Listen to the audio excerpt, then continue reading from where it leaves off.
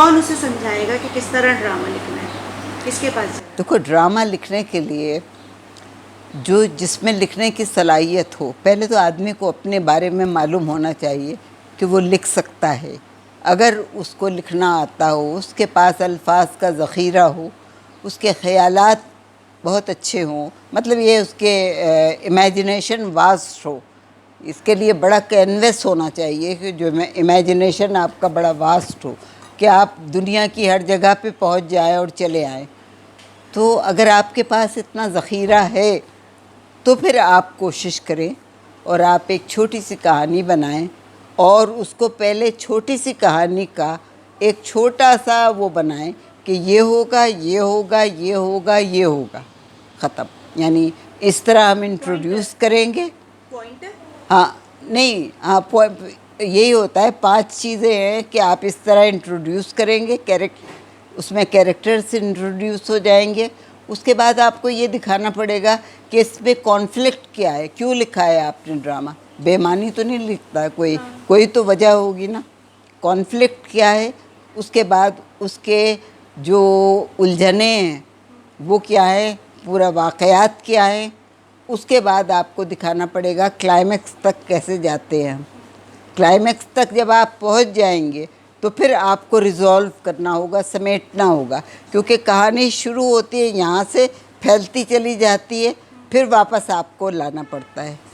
तो वो जब आप उसको क्लाइमेक्स पे ला के और समेटेंगी, वहाँ पर लोग भटक जाते हैं, कभी कभी रिज़ल्ट गलत हो जाता है। वहाँ पे संभालना पड़ता है कि किस तरह से कहानी को समेटें आप, जो कि लॉजिकल हो।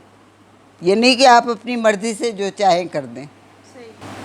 अच्छा मैम, कोई ऐसे सीनियर्स हैं, कोई ऐसी जगह है कि जहाँ पे वो बैठते हों, वहाँ यंगस्टर्स आ सकें, उनसे कोई गाइडेंस ले सकें?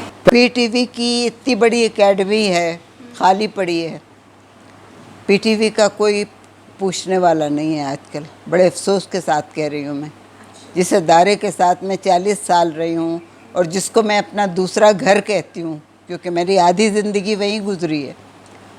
तो अब उस अदारे में वो एकेडमी खाली पड़ी है। अगर सिर्फ उसको चलवा दें तो 10 लोग जो लिखने वाले हैं वो बेहतर से बेहतर होते जाएंगे, क्योंकि हमने एक ज़माने में किया है। राना शेख, ख्वाजा नजमुद्दीन, ख्वाजा नजमुल हसन और शोएब मंसूर, 3 लोग थे उसके हेड, और हम लोगों को बुलाया जाता था लेक्चर देने, ड्रामा बनाने। वहीं पे मैंने पहला ड्रामा उन्हीं लड़कों से बनवाया था, और राना ने और महमूद मसूद ने उसमें काम किया था। शहजाद साहब आए थे, उन्होंने रिकॉर्ड किया था रात को स्टेशन पे जाके, प्लेटफॉर्म पे और गाड़ी के अंदर, खड़ी हुई गाड़ी के अंदर पूरा शूट किया था। असल में मेरे पास भी बहुत से बच्चे आते हैं, बच्चियाँ आती हैं कि हमें ड्रामा लिखना है।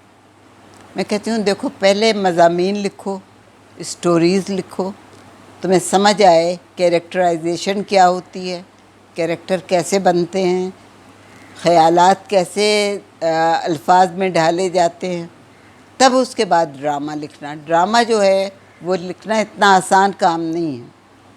लेकिन हमारे यहाँ ये रवायत चल पड़ी है कि हर डाइजेस्ट में जो कहानी छपी वो बाद में ड्रामा बन गई, वो इसलिए नाकाम रही, बहुत ज़्यादा नाकाम रही हैं और अब तक नाकाम चल रही हैं।